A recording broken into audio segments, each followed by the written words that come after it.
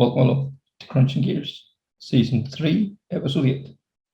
In this episode, Conor Edwards and myself, Kevin Glendinning, speak with Chris Patterson and Aaron Johnston to get the view from the co-driver's seat. It is a fascinating story. It really is mad to think that two guys from this island in 2021 were sitting in world cars in the world stage. Also joined there by we should mention Paul Nagel.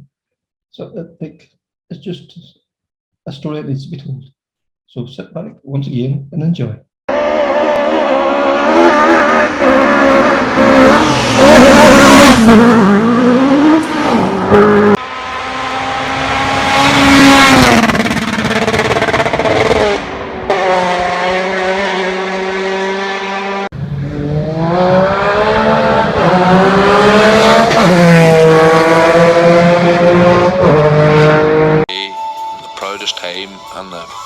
Of a rally car, because that day and that hour and those minutes I got the bit between my teeth. You know, I really stood up and was counted and said, this is not getting away. I remember when we pulled on our helmets and Donald says to me, what are we doing? I said, we're going for gold, Barrett.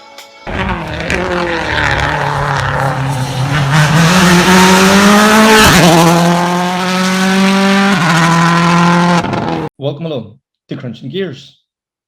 And this episode, I'm joined in the questions by Conor Edwards. And to answer those questions, we have Chris Patterson and Aaron Johnston. You are all very welcome along. Thank you, Kevin. Thank you, guys.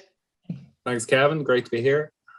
So we're just going to do a wee quick sort of, look back in your careers up to date, and then sort of what the plan is then going forward. So I suppose, Chris, starting with yourself, starting out in the 80s in Northern Ireland, names like John Galeese, Stevie Emerson, and, right from those early years, you're in with, top line drivers. With your father making pace, was that an advantage? Did that help you get into them seats, or how did you progress so quickly, so early? That's really what I'm trying to ask. Oh, back then, obviously, we were making pace notes a lot with my father, and we at weekends and whenever we had time. So we were always getting a bit of experience of going away and making notes and doing recce's and these things. John Galeese was my dentist. He's a dentist on the Capel Road in Belfast. So and there was one rally, there was an event, whatever it was, I can't even remember which one it was, and his co-driver couldn't make it, and he said, Chris, would you come and do the rally? I said, absolutely no problem at all. So off we went. It was Cavan or Monaghan or Dundalk, or one of those events anyway. I just can't remember. It was so long ago now, but we got on well, and it was great and really, really good fun. And John was a good driver then. We were in the Chevette, and it was, just a lot of fun, and an absolute gentleman. And he enjoyed a nice dinner, and it was, and I was just brought into it, and it was great. It was really, really good. And Stevie Emerson was a friend at the time. We were all sort of running about at the time. So Stevie said, Chris, come on, you jump in and do the rally with me, and we'll go and have a bit of a carry on the weekend. And because that's really what it was, we were doing the national events and in the south, and it's just a bit of fun and a bit of carry on. So it was a good old laugh, but we were always in work on Monday morning, and it was good fun. Yeah, and in '91, then the opportunity to come up to sit with Jimmy McRae and Donegal, even then, Jimmy McRae had been there, done that, got the t-shirt at that stage. That must have been huge. You're only maybe early mid-20s at that stage. I was early 20s. I think it was 22 or 23, whatever, something like that. And that was a great opportunity for me. And the McRaes were a family friend of my parents. So and I was supposed to be doing the Donegal Rally with another driver. The other driver pulled out at the last minute, and Jim had got a late entry and needed a co-driver. And I took the phone call at my mum's house or my parents' house, and he said, I need a co-driver. And just cheekily said, I'll go. Yeah, picked me up on the way past. And he said, oh, all right, will you? I said, yeah, no bother. So and they said I'll just start from there. It was and we got second place. We had some mechanical problems on the Saturday, and we had dropped some service time. And but it was a hell of a race, and you know it was just so much fun.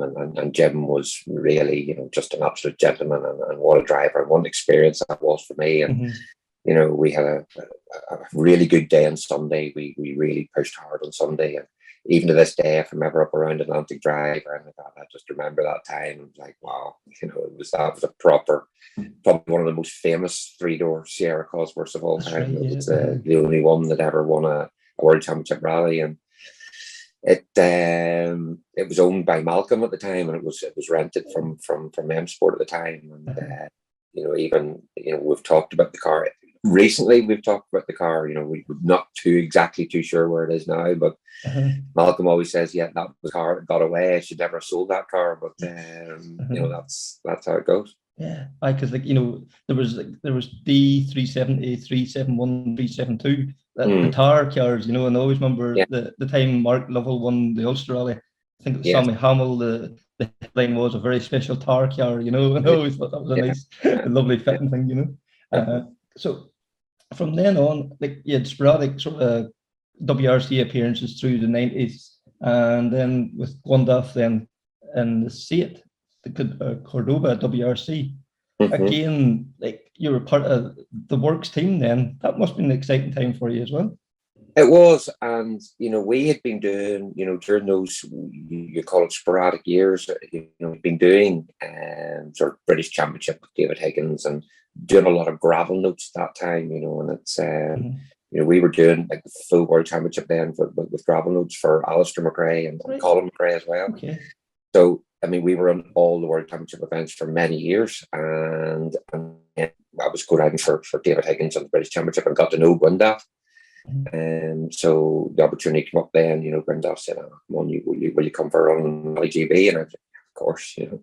So, and it was part of the factory team, and it was an amazing experience. It really was. And it was the last ever outing of the Seat WRC cars. And unfortunately, we ended up upside down in a ditch in the middle of the night, but it was just so good. And then you know, we just carried across then into Monte Carlo the following year with the MG team in the Super 1600s, and it was a British Championship and World Championship program, and we had a lot of fun with that. Really, really was a lot of fun, and the car was okay, but you know, there weren't throwing buckets of money at it, and it was all a bit of a shoestring and making it up as we go along. But it certainly was a lot of fun, and we enjoyed it. Yeah, like that was been before Monte Carlo. That car had been really pushed. You know, the best of British almost. You know, the MD name back in Rally and all. Like, it was a very exciting program at that time, really. So. It was, and you know, but their main priority at the time at the MG factory was the Le Mans program. So, and I think one day I seen the figures, and I think the catering budget for Le Mans was more than our WRC program budget. So it was all about, right, okay, that's how it is, and we just need to get on with it. But you know, that was those times, and that time at MG, it was they were pushing it quite hard on the media side, and but you know, it just wasn't. They just weren't. The budget just wasn't there to do it absolutely correctly. We did it as best as we possibly could with what we had available, but it was difficult. Yeah. And then, you know, like, that helped again. You know, this level of progression all the time. You know, that started opening up the door then with, you know, Chris Meek, Niall McShay, Nasser. You know, so all the time, it was always progression. Yeah, it was always progression, and you know, it was, you know, I think it was 2003, 2004, and I was doing Production Cup and the Junior World Championship with Chris and Niall McShay, and so I was doing the whole World Championship. And probably in today, you know, it's not an ideal because you're jumping between drivers and you're jumping between pace notes and this, that, and the other. But you know, I just simply didn't see it that way at that time. I was just like, I want to do as many rallies as I possibly can and gain on all the experience I could possibly get. And you know, it worked well with Chris and it worked well with Niall, and it suited everybody. And then I joined with Nasser in 2004, and really that started. That was a big program then with them, so something had to give, and the production cup side had to give because I was going to be doing production cup, but I was still able to do a few rallies with Chris. Okay. And the Qataris and Nasser and the president of the federation were happy enough for me to do that, so I was quite lucky in that way. Yeah. And but in today, the way everything is today, I mean, I've helped Aaron a little bit there, as I'm sure you know, but it'd be one thing I'd be saying to him, just try and stick with one driver and really focus on that job. Uh-huh. But sometimes, it really is a case of, certainly back then we were making it up as we're going along and trying to get as much as we possibly could out of all the events. Yeah, because in some ways, yes, stick to one driver, but then you can't beat experience. That like doing all them different events, that that obviously helped you then progress further as well, because if you had just done 6 events in a year rather than doing 12 events, like it's really it does. It helps a lot on experience. I mean, experience is everything in this game, and which I'm sure most people know. And and when you've got 2 or 3 drivers in a different season, you're just learning so much with all the different things that happen. And whenever your back's against the wall, you're just learning all the time, and you're using those experiences in the future. You'll always remember, oh, I remember that happened to me one time, and you're like, well, we need to be careful and watch out for this because it's happened to me. Yes. And we've been down a few roads, and there's been a lot of things have happened over the years, and everything, you just remember everything, and it always pays at the end, where someday you're like, this happened to me before, and this is what we need to do. So and just be careful of this and watch that, and experience is everything in the game, as we all know. Yeah, like experience you can't buy, I suppose, really. Sorry, Conor, you want to come in there? I was just going to ask, Chris, at that stage, did you have anybody mentoring you or coaching you from the co-driving side in the early days? Not really. I mean, I had some, no, I mean, no, I didn't really. We were just sort of winging it and making it up as we go along. And, there was with some good friend, with Terry Harriman was just down the road here at home. And Fred Gallagher was always really helpful. And, so they always had those people to sort of fall back on. And, quite often, even then, they were still very, very at the top of their game as well. So sometimes it was difficult to actually communicate with them because, I mean, it might sound strange, but like there wasn't even, well, yes, there was mobile phones, but like there was no WhatsApp, and there was no network. There was no very, very quick communication. So most of the time you were literally, you were on your own, and right, this is what we'll have to do, and we'll just have to get out of this mess, which, I think sometimes is part of the secret to being a co-driver is, you can get into a problem. It's getting out of that problem as quickly and efficiently as you possibly can, and hopefully without anybody knowing. That is, that is a key to becoming successful as a co-driver. You're kind of like a swan gliding along, but the feet's pumping away frantically below the surface. Thinking on your feet is so important. It's nearly 20% of the game now. It's whenever there's a problem, getting out of that problem, and that's a big thing now. Yes. And without anybody knowing. The key. I can't now go past this. I have to ask this question. Huge Colin McRae fan, but more importantly, a huge Metro 6R4 fan.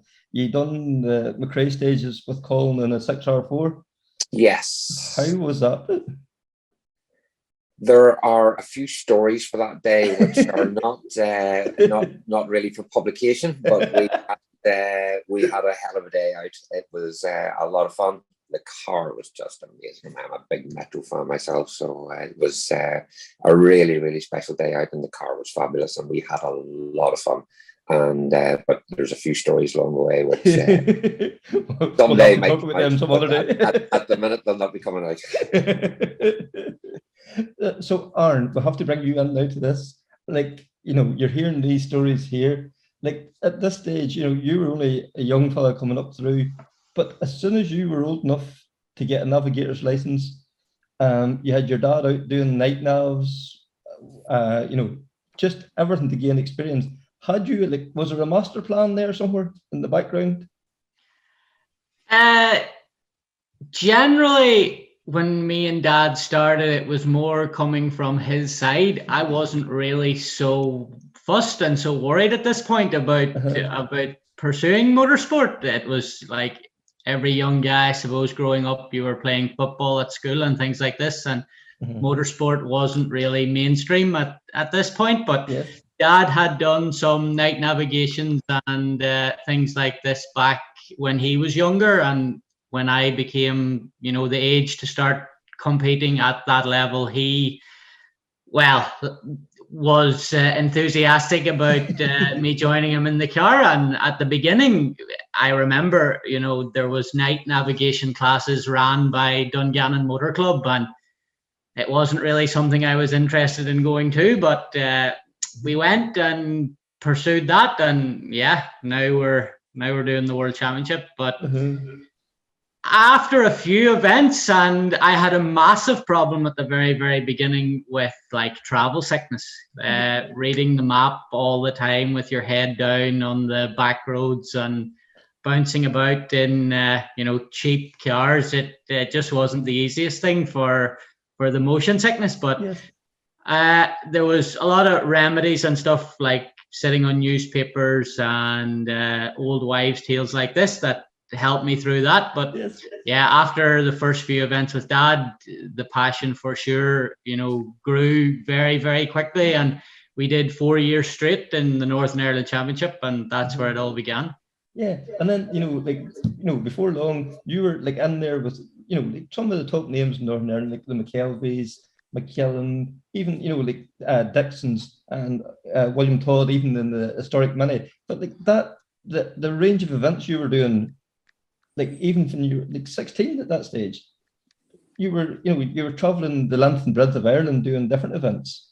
There's not many young fellas that age get that opportunity. It was what I lived for, and it was something that I wanted to give my all to try and pursue a career in the sport. I think there was a few years I was doing over 25 rallies in Ireland and the UK, and it was just, one weekend to the next, and I had so many drivers that I was able to chop and change from one event to the other. And for sure, the experience that I gained at this time was invaluable. And like Chris said, it's just all about experience and getting into different scenarios and getting yourself out of them. And at a national level, this was what I was trying to do to gain as much as possible to move forward. But I have to say a huge thank you to the McKelveys. These two guys, Robert and Darren, have been instrumental in getting me to where I am now, because Robert took me under his wing when I had only competed in like 6 or 7 stage rallies. So to get into a Group N Evo and rally the length and breadth of Ireland at this point was just unheard of with the experience level that I had. But he seen maybe some potential in me early on and wanted to help me along the way. And even more so now when I have reached the World Championship, Robert and Darren from McKelvey Construction have came on board as a personal sponsor for me next year. So the journey continues with them, and I'm very thankful for that. Yeah, like that isn't that a lovely story that they helped you get started, and they're still helping, like whatever, 7, 8 years later, I suppose, at this stage, really. It's quite a long time ago now from I was 16. So to still be in contact with them, and it's been a great friendship has blossomed from this as well. Like me and Darren now are great friends, and Robert also, but he's just maybe a little bit older than me now, so it's Darren that I be in contact mainly. But these two guys have been sensational for helping me along, and there has been so many. We could do a full podcast here on who I have to thank and throw out so many names, but with these guys, it's one of the ones that really, really brought me forward. Excellent. And Chris, we'll cut back to you then. 2010, Phil Mills decided that it's time to hang up the racing boots and put away the pencil, and you get the call from Peter Solberg.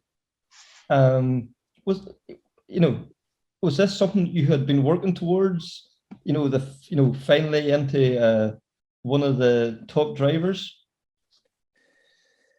It was just, circumstance and coincidence, and it all just sort of, I've been quite busy for quite a few years with different things, and in the Middle East, and going different places and doing different things. And Ken Rees, the team manager at the time, called me. We were standing in the square in Ypres, and Ken called me and said, "Can you come down and have a run out and have a chat with Petter?" And I said, yeah, no problem. So jumped on a train and went to Lyon, and we went and did an afternoon's testing, and everything seemed to work out okay. So that was us. We were in for the next rally, which was Bulgaria, and well, it just went from there. And Petter was it was 3 years that I certainly never forget. It was every day is an adventure with Petter. It's literally every day is an adventure with Petter. So it was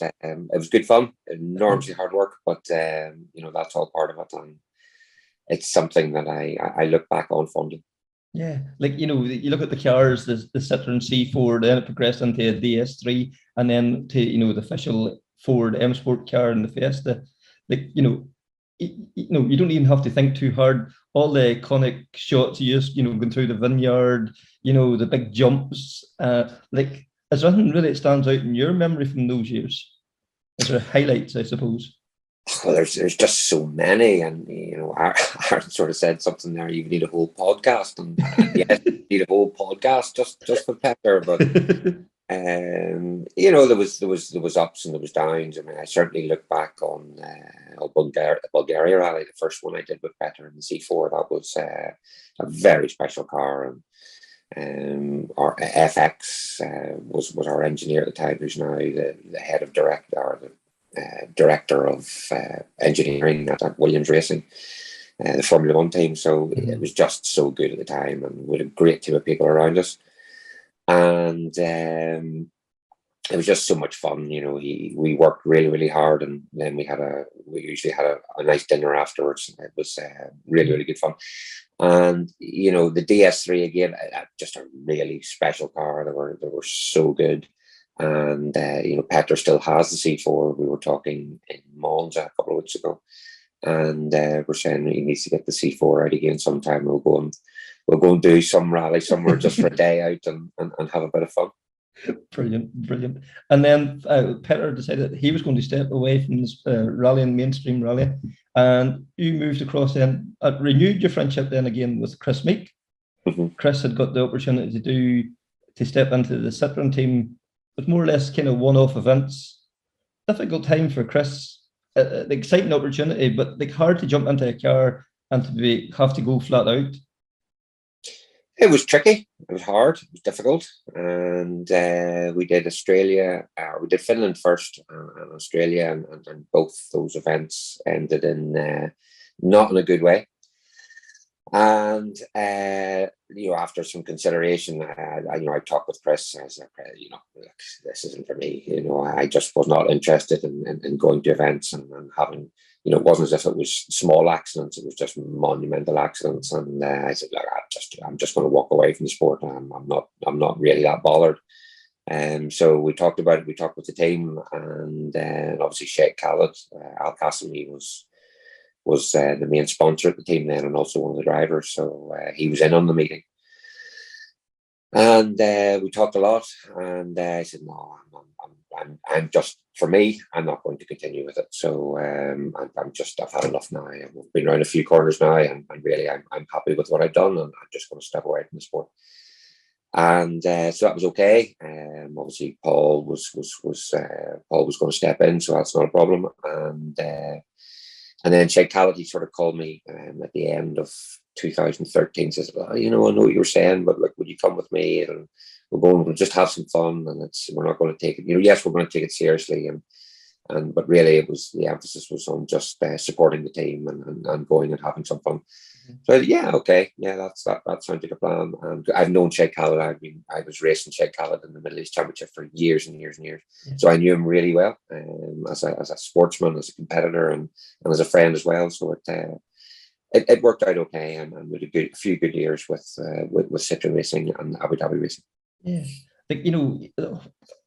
this was one of the teams, like, we all seen what they done with Loeb and, the domination of the sport. Like, it can't be underplayed enough what, the Sheikh, done to that team. He kept it afloat. Without his backing, Citroen might have disappeared from the championship 3 or 4 years before their time, really. Very much so, especially in the year 2015. Basically, Abu Dhabi Racing was supporting everything. They were sort of quite willing to take a year back to develop the new regulation 2017 cars. So Sheikh, everything was there, and everything was in place to do the championship. So Sheikh Khalid, very kindly, and he stood up and said, well, look, let's see what we can do, and we'll see how far we can bring it. And without his support, for sure, it was just an amazing thing what he did. And he's a hell of a sportsman and a hell of a competitor, an absolute gentleman. And it was a pleasure working with him all those years. And I'll see him next week on the Dakar Rally. So we'll see him down there next week. So excellent. And then too, Chris done Finland that year. Yes, and essentially, like, not maybe a privateer car, but a car that was 5-6 years developed and went out and blitzed the Finns in their own backyard. And maybe this year now, this last couple of years with the new spec cars, that the times has been beaten, but he set records on likes of Oyen Paya, and it was unbelievable.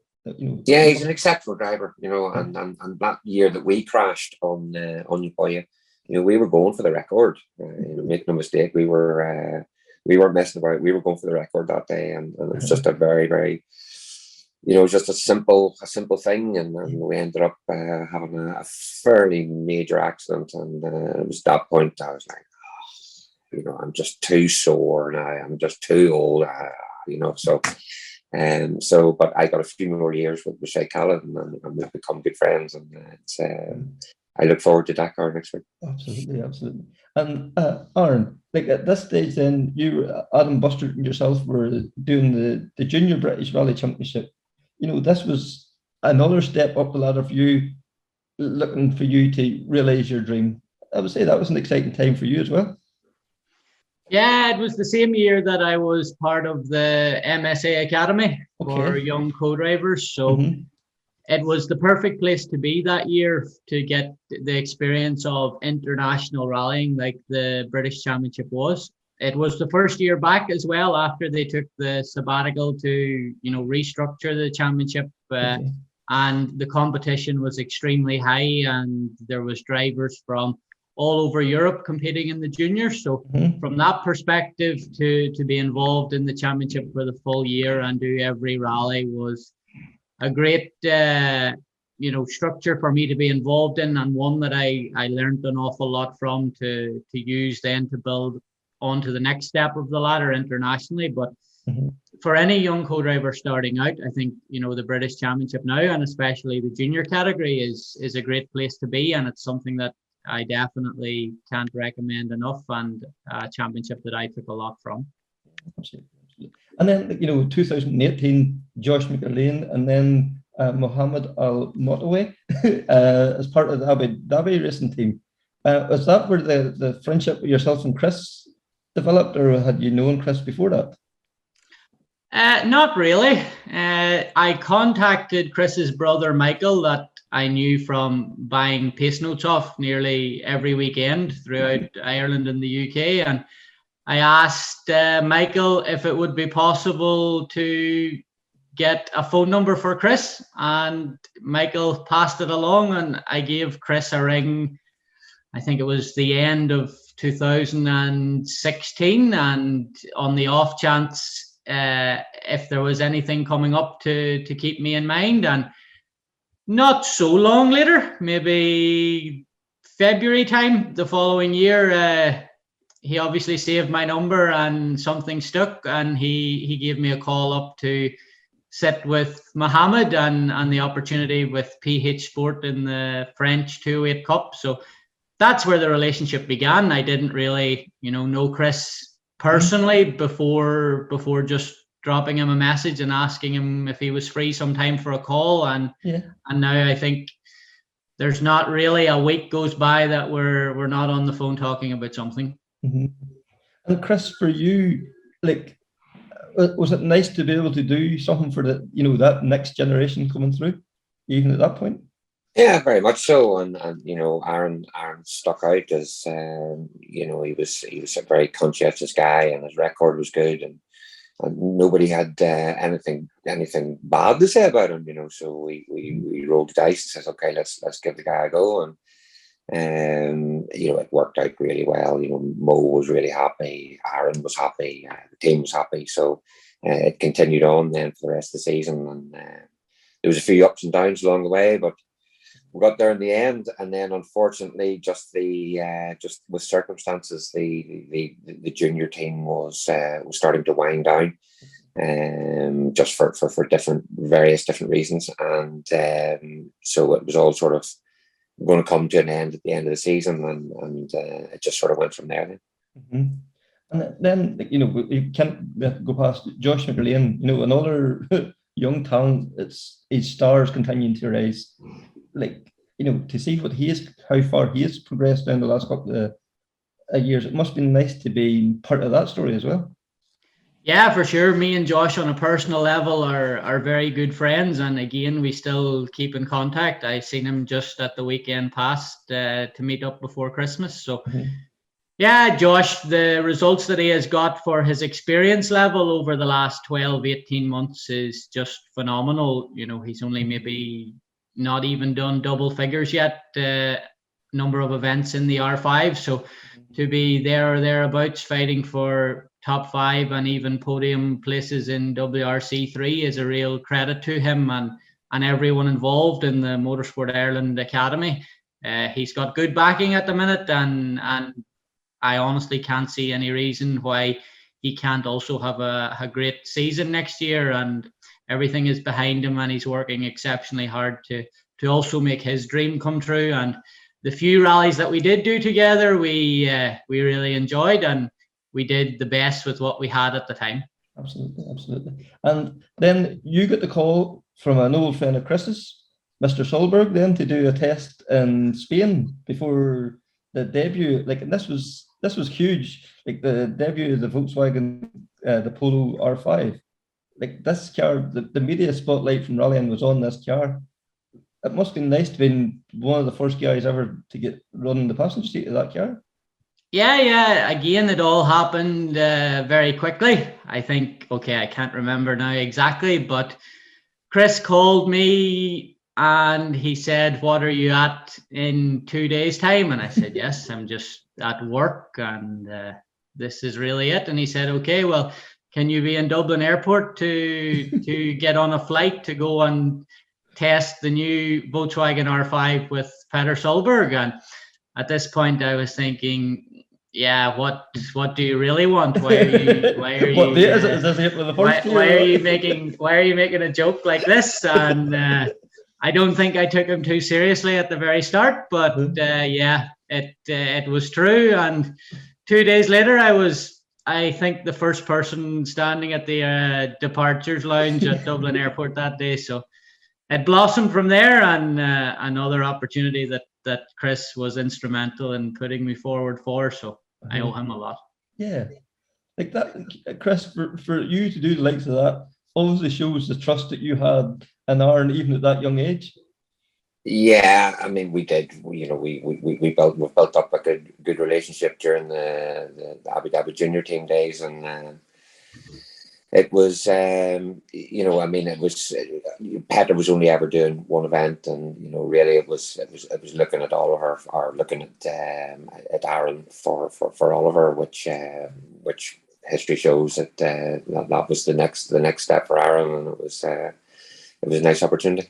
Mm-hmm, absolutely. I just, as I said there, what that developed into then with Oliver, huge. At that stage, he was, what was he? Still only 16, was he at that stage? To start to do the Latvian Championship. And at this point, I don't even think he was 16.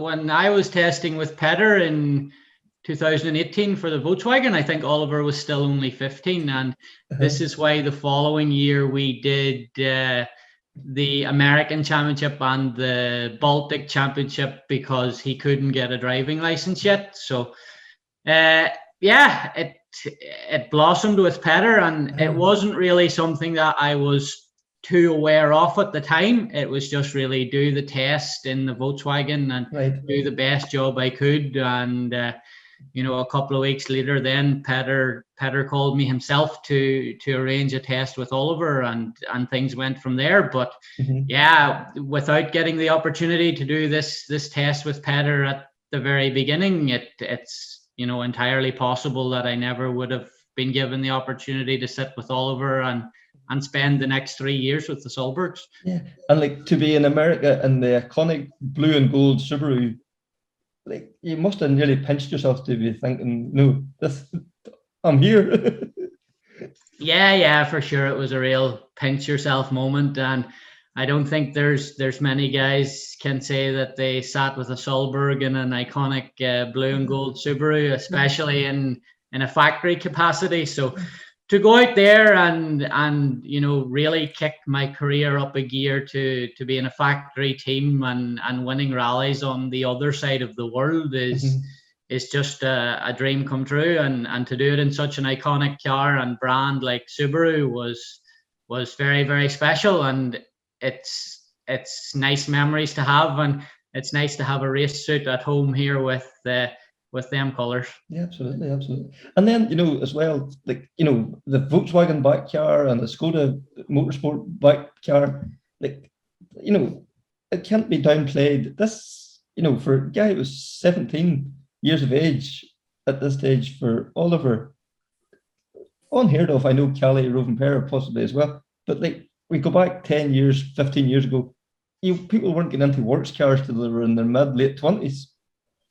Yeah, I think that's fair to say, but for Oliver and Callie, they are just exceptional talents, and they have proved themselves from, extremely young ages, and they deserve to be where they are now. They have both shown, incredible results, even with the lack of experience. And for sure, at the top of this sport, you don't get handed cars like this if someone doesn't believe in you. And them two guys have shown that they deserve to be there with even the results they have already got. So I have no doubt in the future that the two of these guys will continue to excel. Absolutely. And like, that's brought us back up to date then to the start of 2021. And like, Chris, I think it's probably fair to say, going into 2021, I don't think you had any aspirations to be sitting in a works rally car at that stage, competing in world, the top level world events. No, I had no notion. I was quite happy not really being involved so much anymore. It was, obviously it was COVID and everything was going on, and for me it was like, I'm not really so bothered. But when Malcolm rings, he's a very, very hard man to say no to. So. But it was absolutely great for me. It was I enjoyed every minute with the Greensmiths, with being back at M Sport. They're a fantastic family, absolute gentlemen, and a hell of a talent. He's had a bit of a hard time in the media, social media. But then you can't really argue with stupid. There is a bigger picture to everything,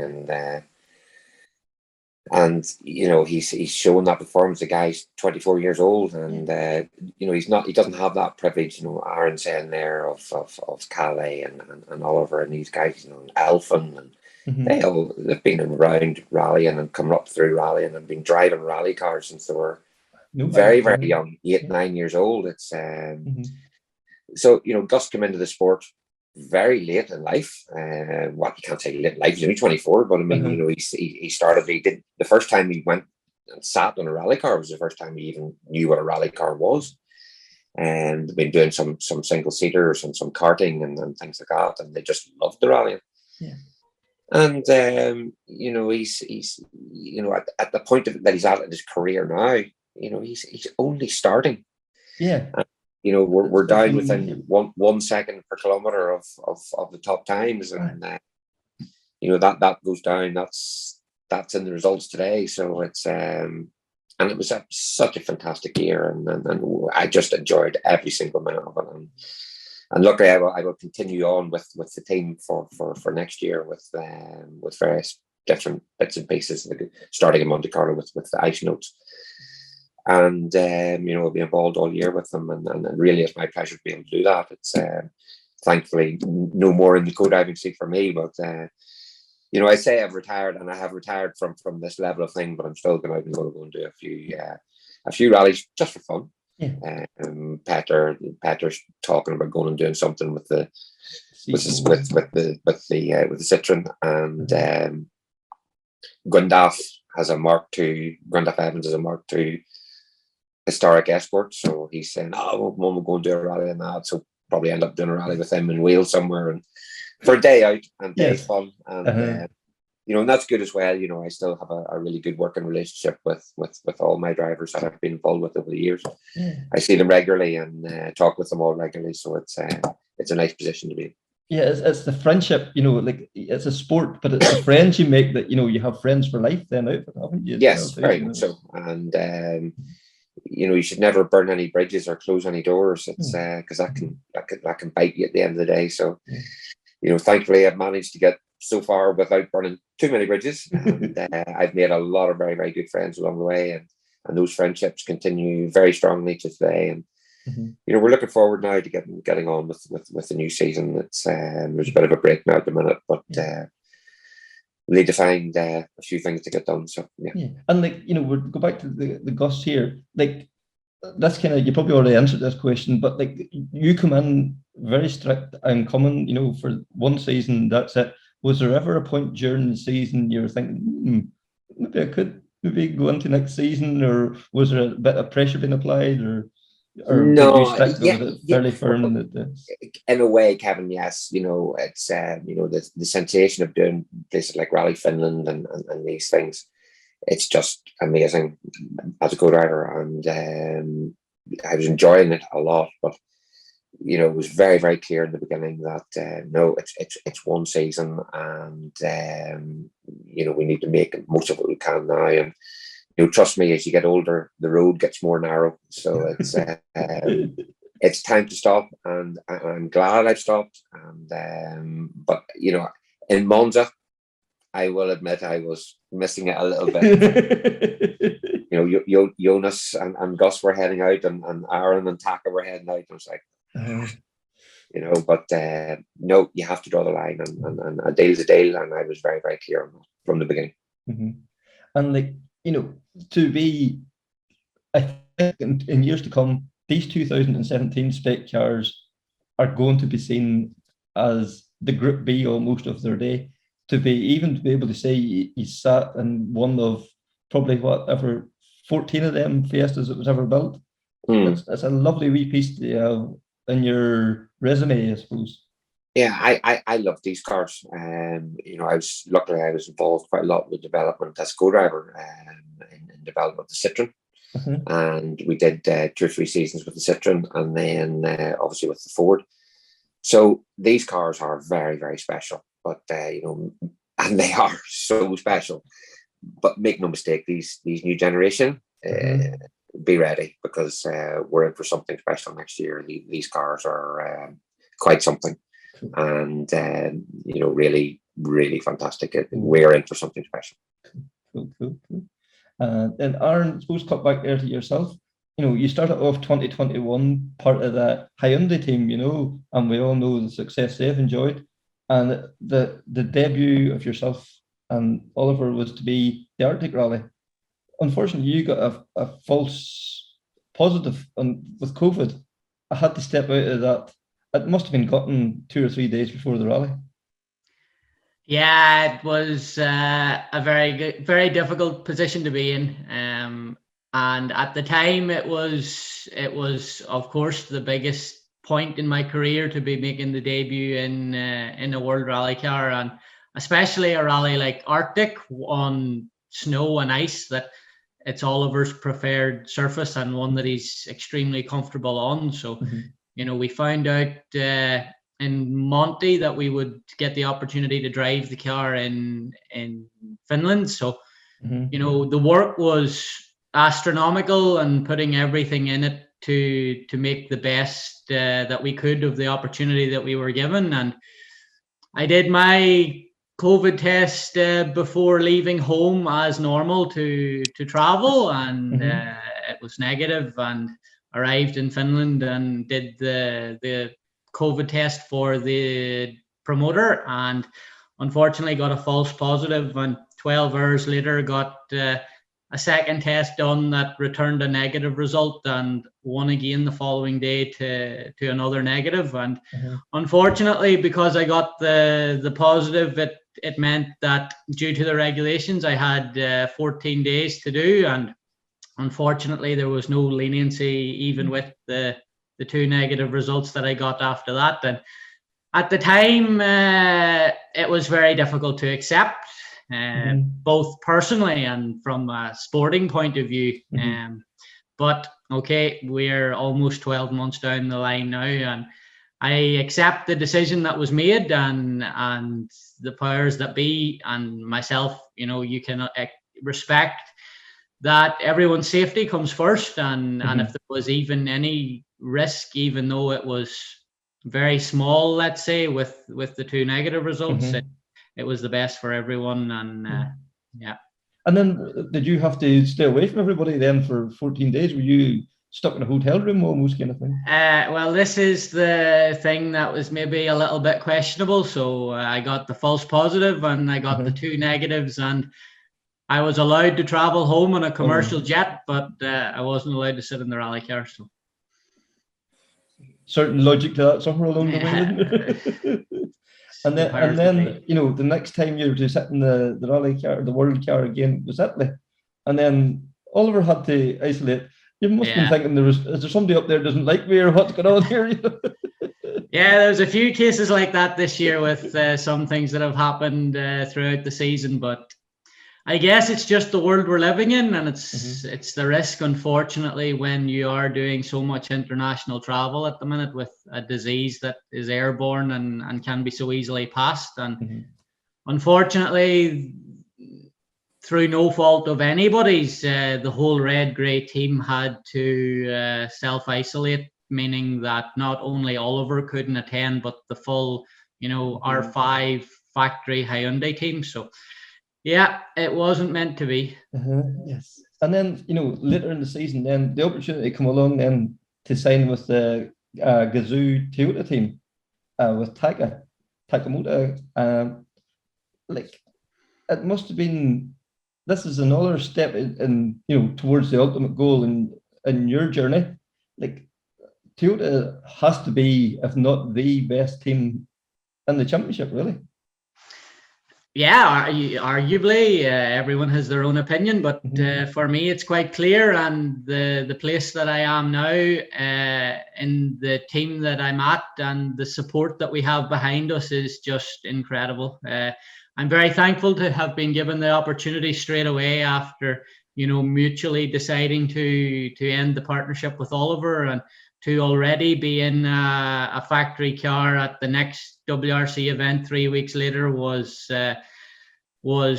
you know, incredible, just to change over so quickly, and our relationship obviously that we have built on to continue into 2022 and beyond. So yeah, to be a part of the factory Toyota team, and when I was growing up in a home here and watching the rallies on television, to see, you know, the Corollas and the Celicas going through, they were the cars to beat, and now to be involved in this, it's very, very special. And it's fantastic to be going into a new generation of the sport with the new hybrid power, and it leaves the game a little bit more level playing. So to completely change drivers and teams, and to build that relationship already this year before all the changes for next year, it stands us in good stead. Absolutely.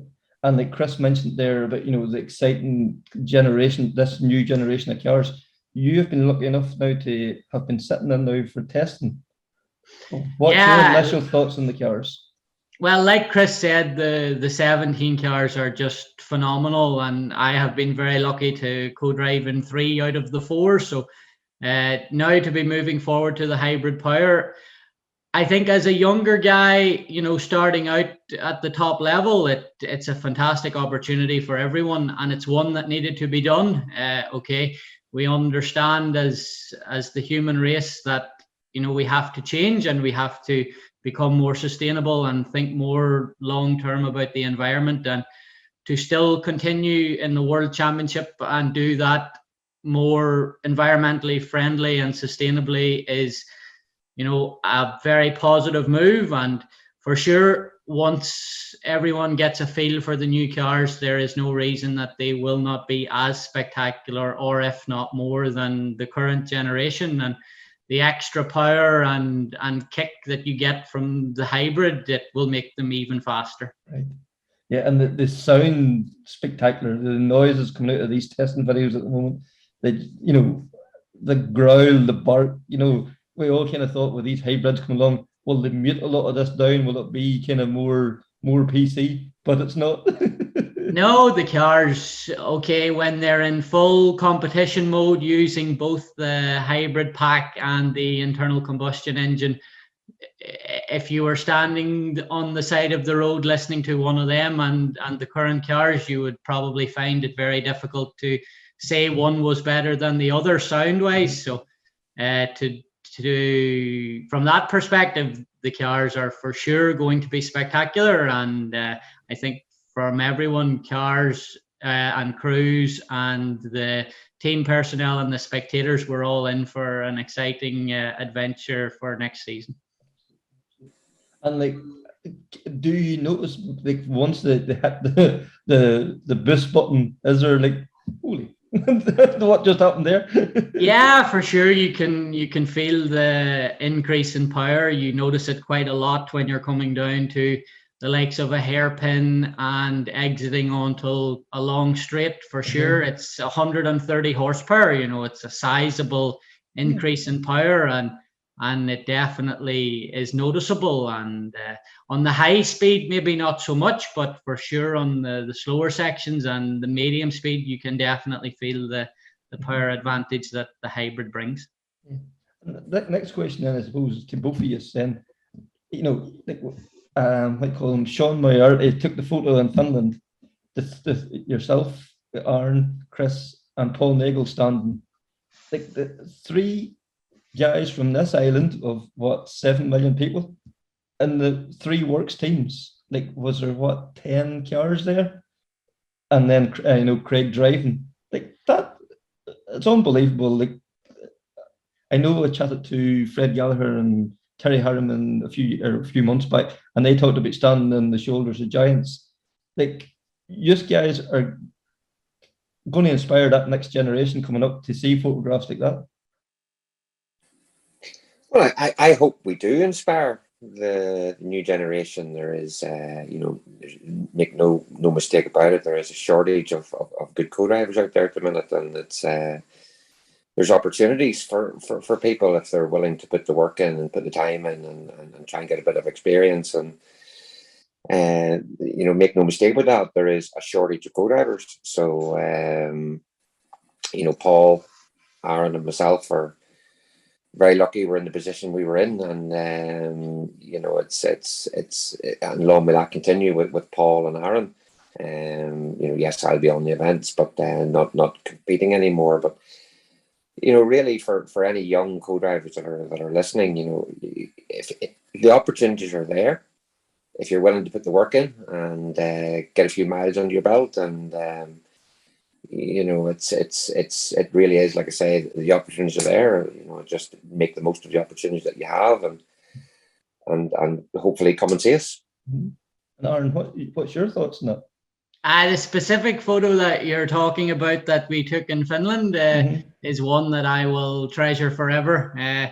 For me, Chris and Paul are at different stages in their career with much more experience, and for me as a young guy only starting out, to get a photograph with 2 of the instrumental characters of the WRC and stand beside them to do battle in Finland in a 17 World Car this year was just incredible. And like Chris said, there is opportunities for sure for the young guys. And I think it shows with what has happened to me over the last 3-4 years. And I'm still very young. I have an awful lot of experience to get, and I'm using every power that I have with Chris and Paul to extract as much of that as possible. And I hope that someone in years to come can talk to me the way that I have spoke to Chris and Paul. And for sure, I want to help people along in any way that I can. And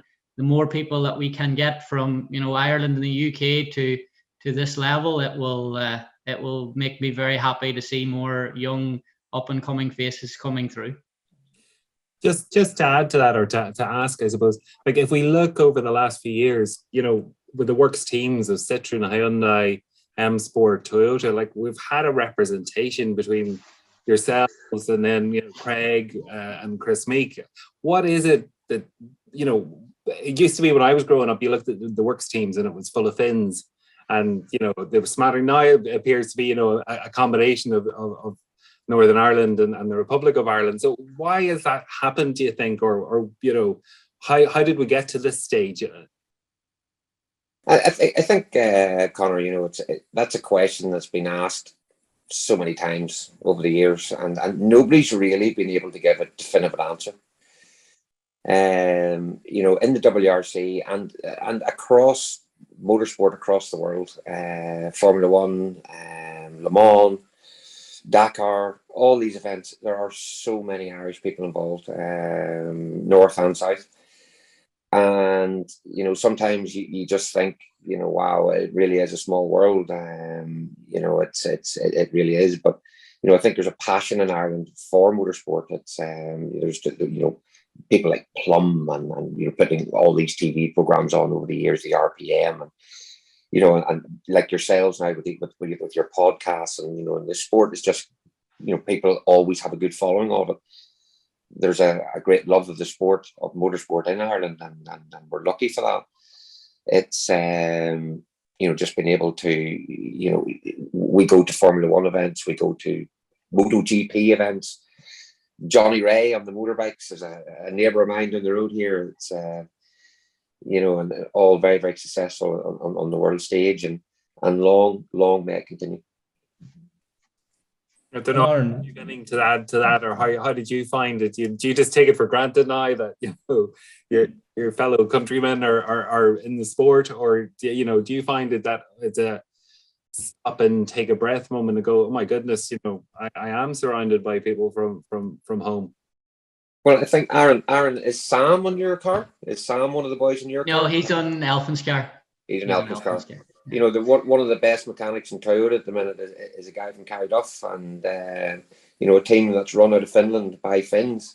And we have Sam, who we meet on the airplane, going to most events, and he's from Carriduff and in the main Toyota team. Like Chris said, I don't think there's any reason that we can strongly give to say why there is so many people from this Ireland involved in, well, motorsport in general, but specifically the WRC. And like Chris said there is a guy from Carriduff that is working for Toyota, and to be honest, it was not even someone that I knew before joining the team. And there's actually 2 more guys from the Republic that are also involved with Toyota. So, to have these guys and to hear the accent when I arrived was quite strange, because it wasn't something that I expected. But I think everyone from here and the UK, there is such a support for their own, and to help them, for me anyway, to come into a new team. It made the transition a little bit more smoother, and it made me feel at home. And I think we're very lucky coming from here that English is our first language, and with the WRC live coverage and all the interviews and things predominantly being done in English first before the driver's native language, I think is a massive advantage to everyone coming from here, and maybe a small factor to why we are involved at the highest level. But Yeah, the Targa, that's a different story. Unfortunately, I was beaten this time by 6 seconds, I think it was, in the finish. Did you look it up? I did look it up, and whenever you retire from the co-driving, you make a good professional driver with the excuses that you come up with. You've been reading the excuses books for too long. You just have to play the game. You just have to play the game. Yeah. Age beyond beauty, I'm isn't sure it? if it was the other way about, there would be plenty of excuses too. So.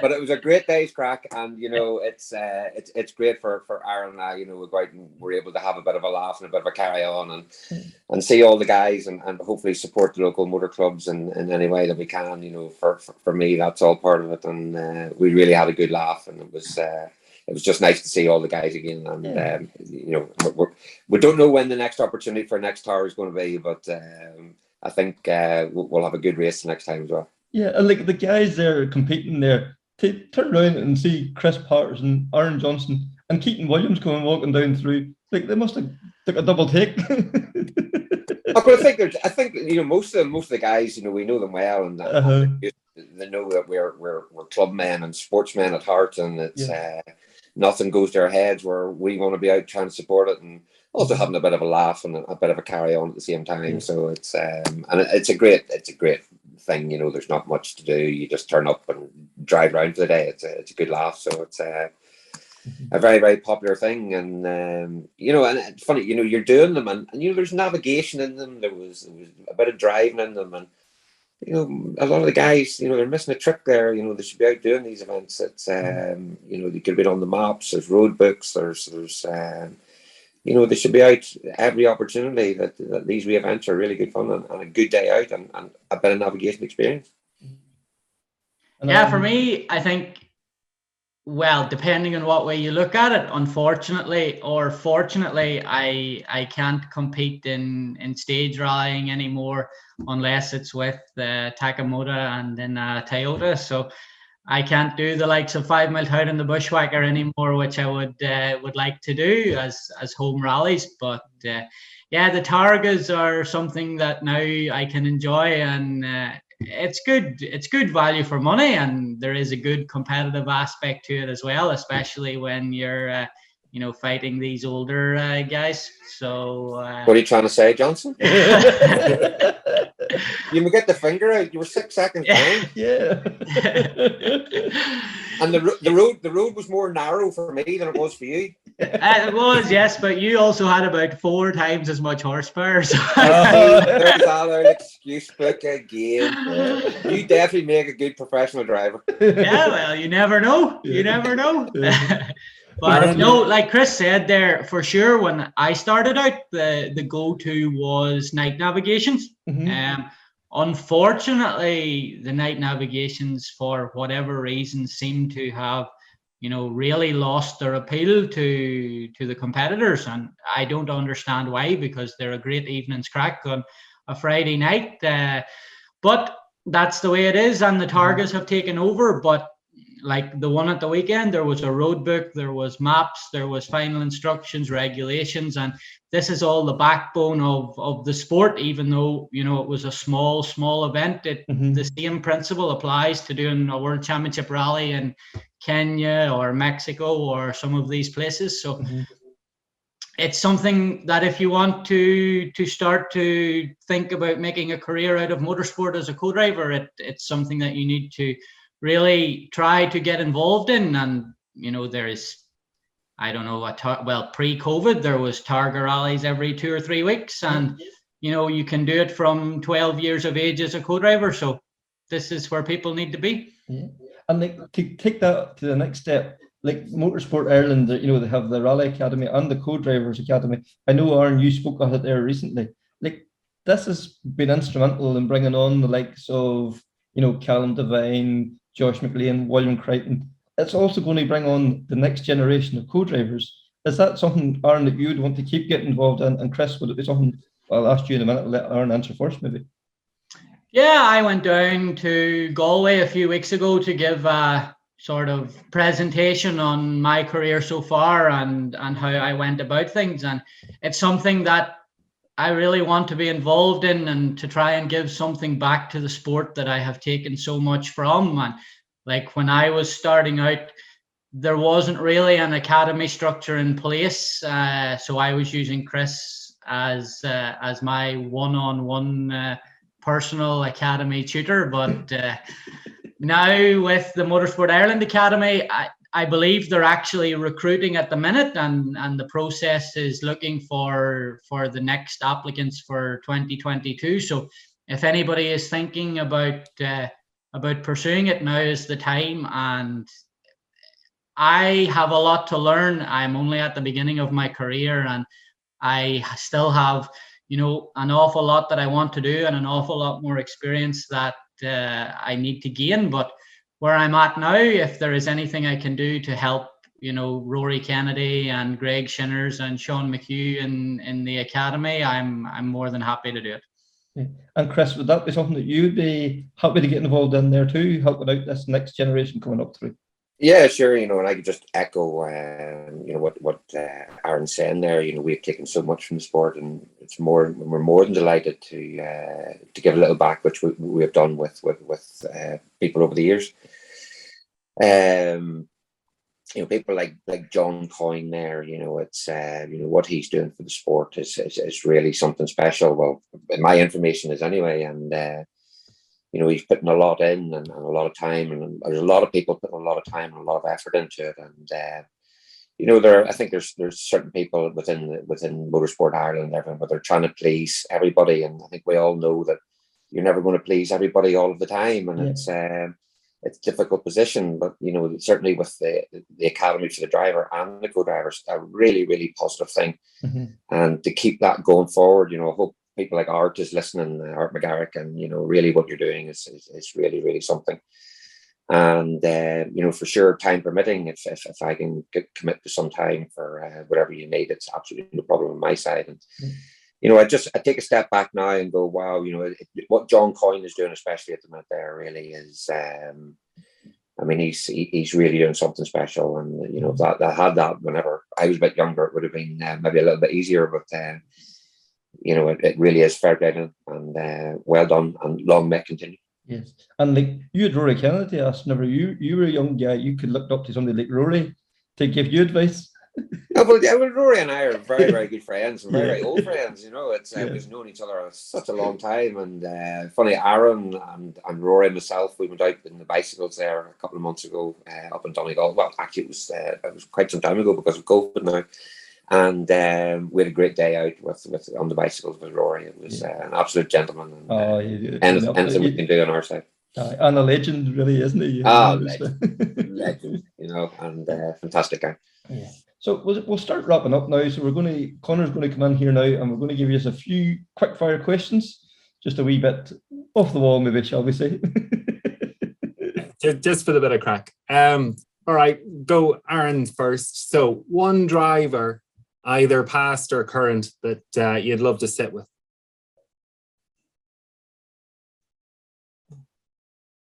Colin McRae. Simple answer. Okay. And Chris, you've been there and done that, but who would be your one driver you'd love to have the opportunity to sit with? Ari Valtteri. And then Chris, favorite car you've ever sat in?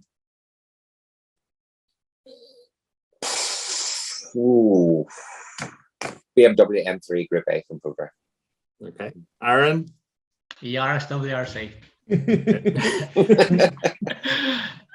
I noticed you were driving a Yaris weekend. Was that coincidence or? Yeah, that was sponsored by Toyota. So yeah. Very good. And Aaron, to date, what's the best rally you've ever done? What's been your favorite? It was very short, but the experience of Rally Kenya was a real bucket list event for me. Another one was Mexico 2 years ago now because of COVID, but again, quite a short rally. And this year, I would say Rally Finland. Any of these classic events are just fantastic to be involved with and to compete on. To do. And maybe not as easy a question to ask of you, Chris, because you've covered a lot of rallies.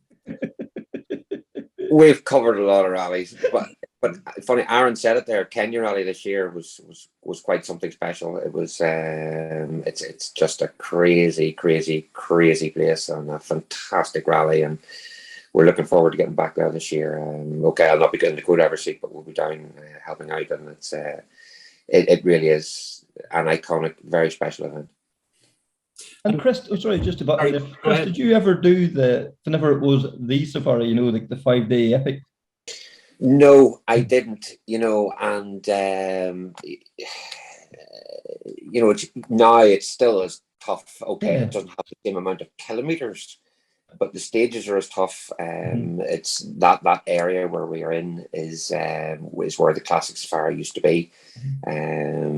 It's just everything's different now. It's everything's right, but it's still, make no mistake, Still tough. the roughest, most brutal, and there's giraffes and hippopotamuses and all sorts getting and it's just the most amazing country and amazing people and the scenery and the state.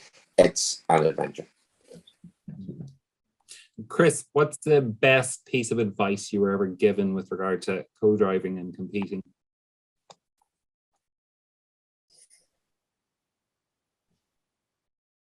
I was given many advice over the years, and every day is a school day. Every day is a school day. And make no mistake. What about you, Aaron? Is there any standout piece of advice you've been given to date?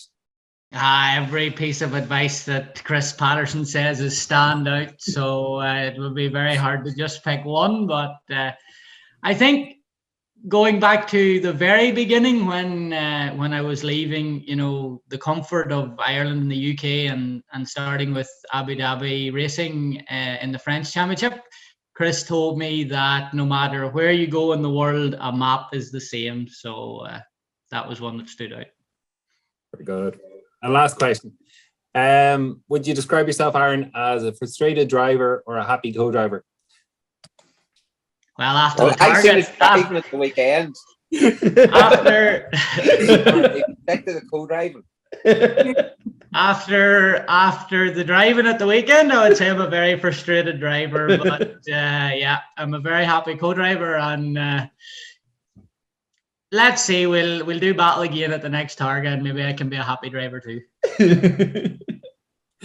And Chris? I'm a very happy co-driver. A very content co-driver. No ambitions to the driving. It's only you tried it once and didn't like it. Yeah, I tried it once in Toyota Gazoo and I didn't like it. It's exactly correct. We'll stick to a bit of a carry on a Saturday afternoon on the Targa. Yes. Brilliant. Thank you very much, lads. Yeah, thank you guys. Thank Chris you, guys. and Aaron, I can't thank you enough for taking the time. Chris, it was an absolute pleasure just hearing some of those stories. I wish you all the best now going over to Dakar and in your new role at M Sport. And Aaron, what can I say? We'll be watching Monte Carlo and beyond. And I think with the sound of it, these new generation of cars, it's going to be something else. And to have one of our guys there in the middle of it all, just fantastic. I hope you enjoy every second of it and all your dreams come true, really. That's, hopefully it all works out to the very best for you. So once again, thank you very much. Well, Thank you Kevin, very much, just before you go, Kevin and Connor, what you are doing yourselves, you don't give yourselves any credit. What you are doing with the podcast and everything, and you're promoting the sport and helping the sport. Really on our side, thank you for that. We appreciate it a lot, and if you can promote that academy a bit more, it's I'm pushing forward a little bit. We'll get some more co-drivers out of Ireland would be great. Thank you very much. I really appreciate that. And Connor, and this is the second time I've spoke with you, Kevin. Yes. And I hope in 12 months' time we can do another one on a review about 2020. But thanks for asking me on again. And it's been a pleasure as always. It's always a pleasure to catch up with you. And Chris, we will speak again sometime in the future as well. That was Chris Patterson, Aaron Johnston, Conor Edwards, and myself, Kevin Glendinning, Talking Rally. I hope you've enjoyed this podcast as much as I enjoyed recording it. If you could please like and share it across all social media platforms, that would be gratefully appreciated. And also, just everyone from at the stage knows there's quite a large backstory there, because we're now in episode 8 of season 3. So if you want to revisit some of the old podcasts, there's some fascinating stories there to be heard. So once again, many thanks for tuning in. And until next time, take care. Speak soon. Bye.